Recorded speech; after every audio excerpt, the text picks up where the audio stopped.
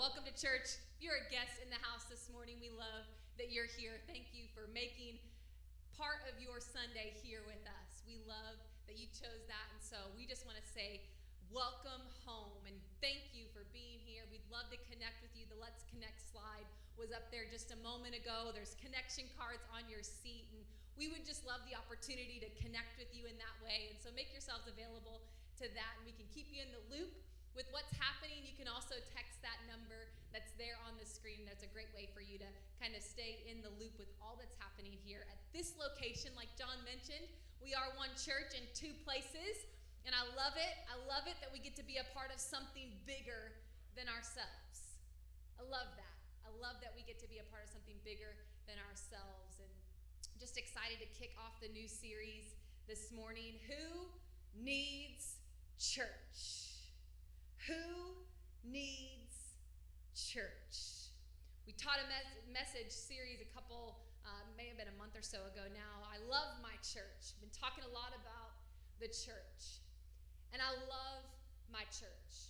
I love the church. My life was changed by being in church. My life is continually being changed by being in church, planted in God's house. And so I love that I get the opportunity this morning to kick off this brand new series, Who Needs Church? It's all about the church, the power of the church, God's heart for the church, and our role in the church. And so I want to answer the question this morning right out of the gate, right here at the outset. Who needs church? I want to answer that for us before we go any further. Who needs church? Everybody needs church. Everybody needs church. Everybody needs church. Who needs church? Everybody needs church. I need the church. You need the church. This community needs the church. Your family needs the church. Your friends need the church. Everybody needs the church. And so we're going to talk about why all of us need the church and why the church needs you and I. I think it's safe to say today that there's been a lot of shaking. There's been a lot of shifting in all of our lives this year. And some of the things that used to be priority in our life are no longer a priority. And some of the things that maybe were not a priority now have become a priority and have gotten more attention and energy. And one of the things that's concerning is that the enemy is doing what he always does and is using it to diminish our passion for what God is passionate about. I don't know about you, but the amount of fighting on social media, the obsession with politics, the back and forth in the news, the racial injustice, the canceling of people and relationships, the frustrations that we're all feeling in a variety of ways is heavy. And the enemy would love nothing more than to get us focused on the wrong things. And I'd say that he's doing an okay job of it when it comes to the church around the world. Found these stats. I came across these stats from the Barna Research Group, published about a while ago. They had statistics from pre-COVID where people were actively engaged in church. They were serving, they were attending, they were a part of a local church. And now, post-COVID, listen to these statistics. 35% still engaged, still locked in, awesome. Plugged into the local church. 14% have switched churches through COVID. Still attending church, but just attending a new church. 18% are now checking out multiple churches, kind of doing the online church and here and there catching bits and pieces, not really engaged anywhere, but still kind of checking out church. But a whopping 32% of actively involved Christians have stopped attending church altogether. Totally gone. 32%. So in the midst of all that's happening in our world, all the shaking that's going on, about a third of Christians have completely disengaged from God's house. And you may not think that that's a big deal, but I can assure you that God does. Because the Bible is very clear about how big of a deal the church is to God. Who needs church? Everybody needs church. Why do we need church? Because it is the only thing that Jesus is building. It is the only thing that God is building. I want to read to you from Matthew 16, verse 18. Listen to what Jesus says. He says, I will be the bedrock foundation on which I will build my church. My legislative assembly and the power of death will not be able to overpower it. I thought it was very interesting that the words used here were legislative assembly. So my Bible is the dummy version, and it has notes at the bottom that help me understand why those words were used. Listen to this. The Greek word for church is ecclesia, which means legislative assembly or selected ones. This is not a religious term at all, but a political and governmental term that's used many times in classical Greek for a group of people who have been summoned and gathered together to govern the affairs of a city. For Jesus to use this term means he is giving the keys of governmental authority in his kingdom to the church. Whoa, too much stuff in my Bible. Jesus is building his church. Why is the church so important? Because it's the only thing he is building. We need to know today that Jesus is not building our careers. He's not building a political party. He's not building social media influence and followers. He is only building the church. Who needs church? Everybody. Why? Because it's the only thing he's building. The Bible also tells me and tells us that the church is a place where we can flourish.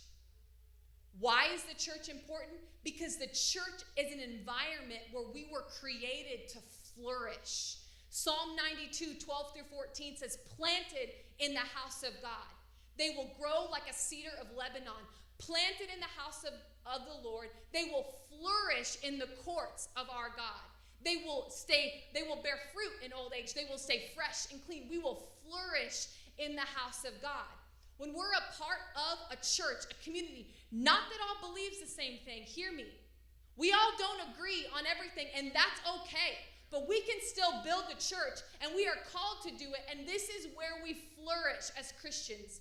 We're shaped, we're molded, we're challenged when we are planted in the house of God. Who needs church? Everybody. Why? It's what he's building. It's where we flourish. And then the Bible tells us that the church is the greatest tool to reach lost and broken people. In Acts 2, 46 and 47, they gathered in the temple. They gathered in homes, the first church. They gathered in the temple. They gathered in homes. It sounds to me like gathering on Sunday is really important. Gathering in homes, in groups is really important. Those are coming, by the way, here at Life Church. Gathering on Sundays is important. Gathering in homes is important. It says people were saved every single day. Y'all, the church is the vehicle that God chooses to use to reach the lost and broken. Who needs church? Everybody. Because it's what he's building. It's where we flourish. It's where we grow. It's the tool that he uses. And Ephesians 1:23 tells us it is the center of God's kingdom. It is the center of what he's building. We are his body on the earth, and that which fills him, who is being filled by it, which means he is complete. We complete him. Us being involved and planted, because everything he's doing, the center of everything he is building is the church. It's the center of his kingdom. The church is massively important to God. We are important to God. And if this is the case, if the church is this big of a deal to God, don't you think that it would make sense that the enemy would do everything he possibly can to diminish the value of being in God's house? To maybe distract and decrease our level of passion for God's house? To cause the church's influence around the world to disappear? I don't know about you, but I sure see it. The enemy is at work, and his primary goal is one of two things. Apathy, where we're just completely apathetic to the things of God. We're just like, yeah, it doesn't really matter if I show up. It doesn't really matter. And, it doesn't really matter if I serve or I get involved. It's not really that important. I can just watch from my house. I'll just do online church. It's not apathy. That's one of his goals. The other one is he would like for us to get so passionate about other things, other priorities, that our lives don't quite line up with the kingdom of God. And I think some of us maybe can identify with the apathy this morning. Maybe some of us can identify with our passions not being quite lined up with what God is passionate about. And I just want to remind us this morning, God is passionate about his church. Jesus was consumed by God's house. John 2:17 says, passion, fiery passion. I am consumed with a fiery passion to keep your house pure. I am consumed with passion for God's house. So we've answered the who needs church. Well, everybody. We've answered the why, because it's extremely important to God. It's what he's building. It's where we flourish. It's the tool he uses. It's the center of his kingdom. It's what Jesus was passionate about. So I want to answer the how this morning. How? How do we partner with God to build the church in this day, in this time? Because whether you know it or not, you and I are called to this season. God has equipped every one of us to lead and love and build his house in this season. So how do we do that? Passionately. How do we partner with God? We passionately partner with God to build his house. So let me ask the question this morning. What's your passion level for God's house? Has it become an afterthought? Has it diminished in value in your heart and in your mind? Has it become less of a priority? Maybe it's never been a priority. The truth is, we all go through dips in passion, and we get distracted in different seasons. So my goal is definitely not to condemn or judge wherever you are. I have had some dips in passion in this season and gotten distracted from the things that are important to God. My goal in my heart this morning is to remind us, like I've been so reminded and encouraged, how important God's house really is. And that if passion for God's house consumed Jesus, then passion for God's house should consume us. We can be passionate about a lot of things, and y'all are some passionate people outside of the church. But are we truly passionate about the things that God is passionate about? And God is extremely passionate about his church. So I want to share with you some things that passion looks like and some things that passion doesn't look like. And then I want to give us some practical ways that we can maybe turn up the heat, is the title of my message this morning. I'm going to use the story that John shared a little bit about in his message from Daniel 3 and the 3 men in the fiery furnace. I think many of us, though, often confuse passion with hype. maybe how loud someone is about something, and we kind of judge passion based on outward appearance, but real passion is about commitment. I'm passionate about my husband and my relationship with John, not because of the butterflies. Those disappeared like day one.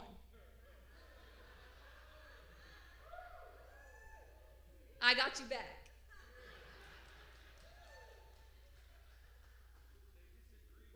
I know. I'm passionate about my relationship with John because of my commitment to him. Commitment has been showing up when I didn't want to. Commitment has been loving both of us when we didn't want to, forgiving when we didn't want to, serving each other when we didn't want to. My passion for John and our relationship is about commitment. And that word commitment is like cussing in church.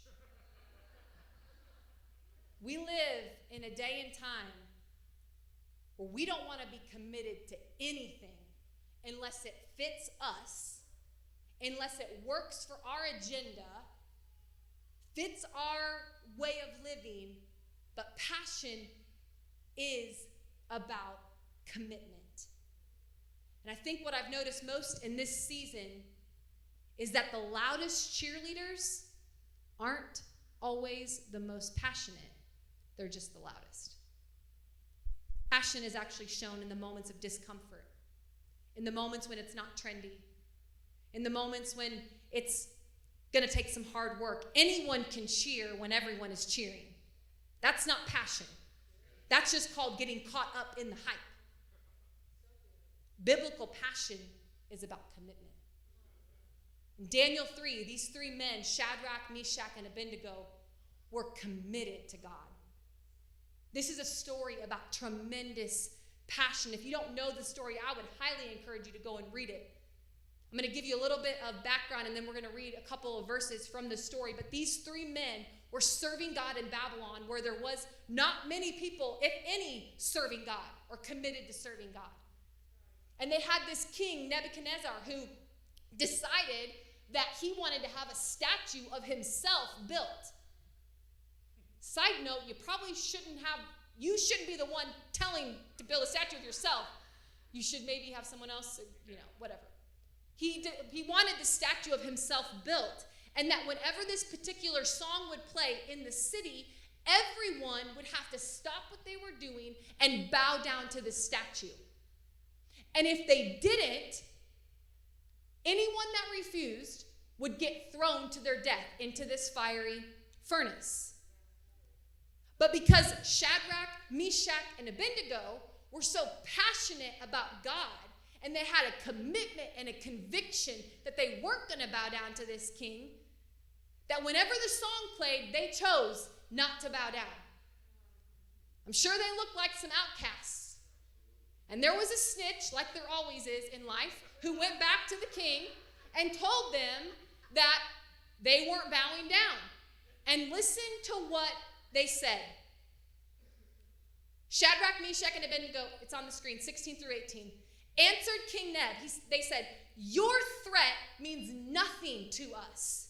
If you throw us in the fire, the God we serve can rescue us from a roaring furnace and anything else that you might cook up, O king.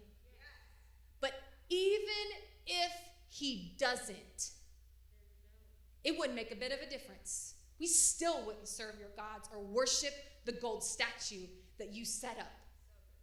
So guess what? They got thrown into the furnace. They were unwilling to compromise their conviction and their commitment to God. And they get thrown into this fiery furnace, and the soldiers who were throwing them in end up dying because it's so hot. And King Neb looks in at this fiery furnace, and he says, "Didn't I only throw 3 in the fire? There's a 4th, and it looks like a god."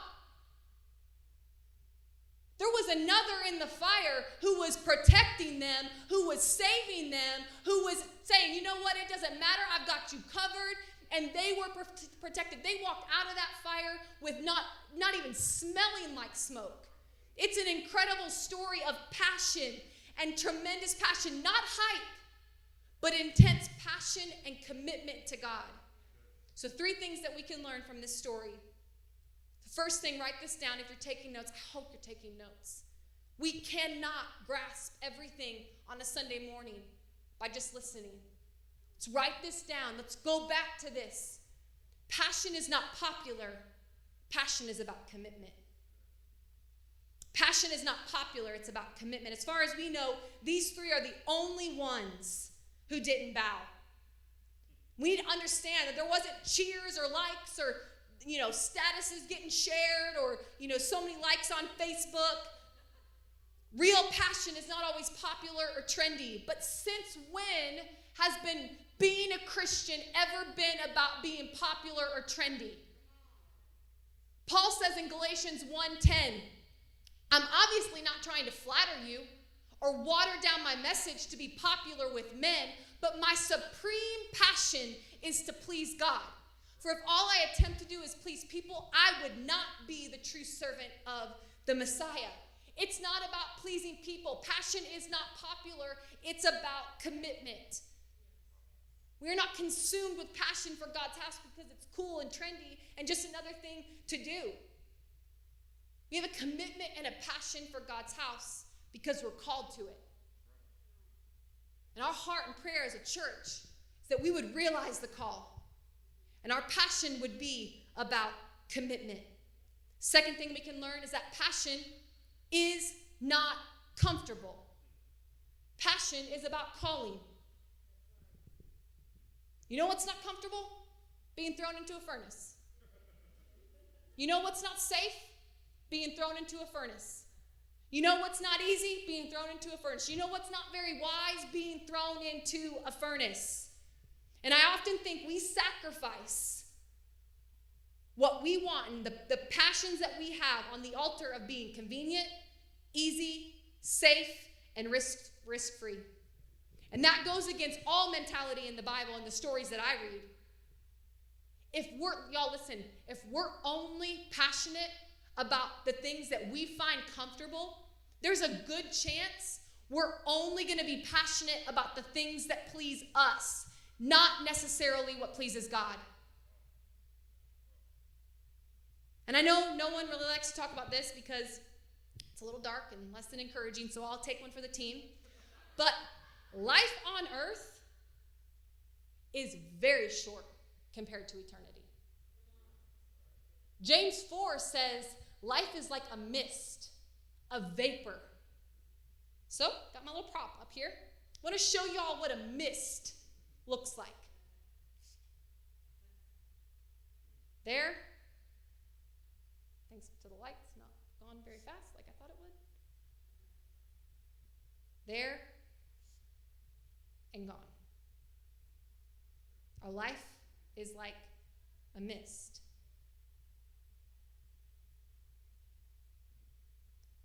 We like to think about our lives, many years down the road and planning for this and planning for that, and that's great. We should do those things. But if there's anything we've learned, especially from 2020, is we don't have control over when that is.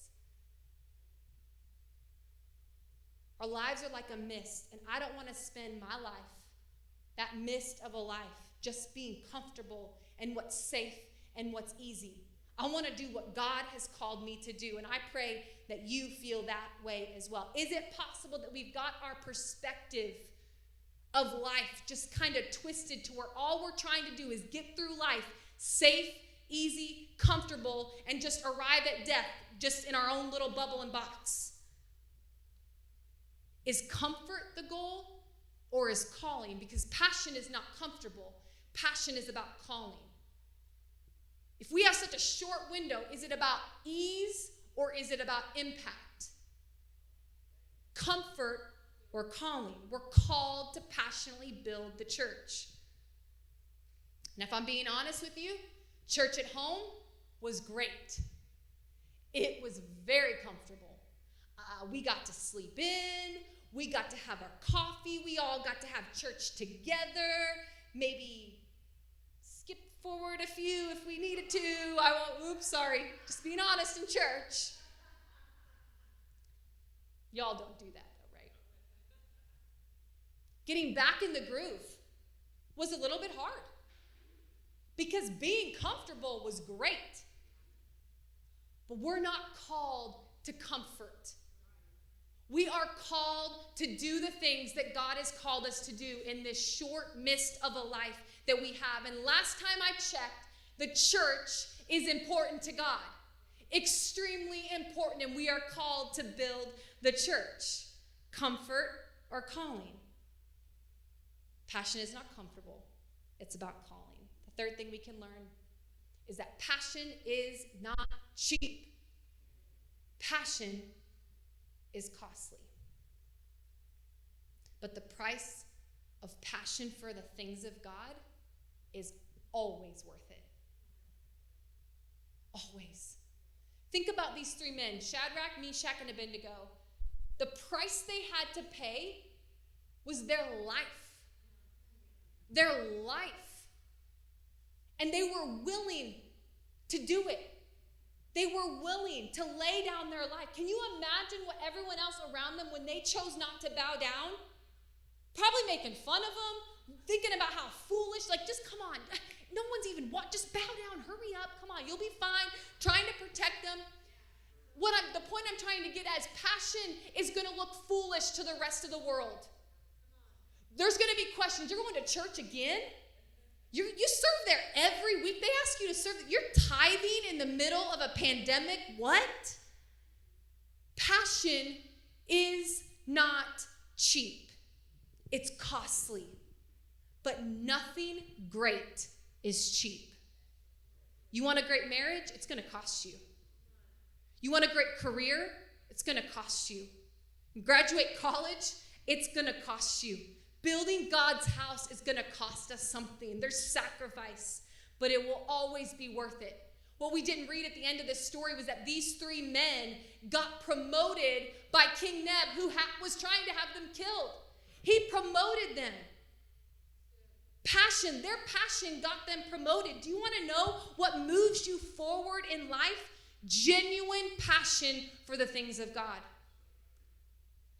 And what happens when we become passionate about the things that God is passionate about? He takes care of us. Matthew 6:33 says, seek first the kingdom of God, and then all these things will be added unto you. When we put our focus and our passion and our attention on God and the things of God, He takes care of the rest. Passion is not cheap.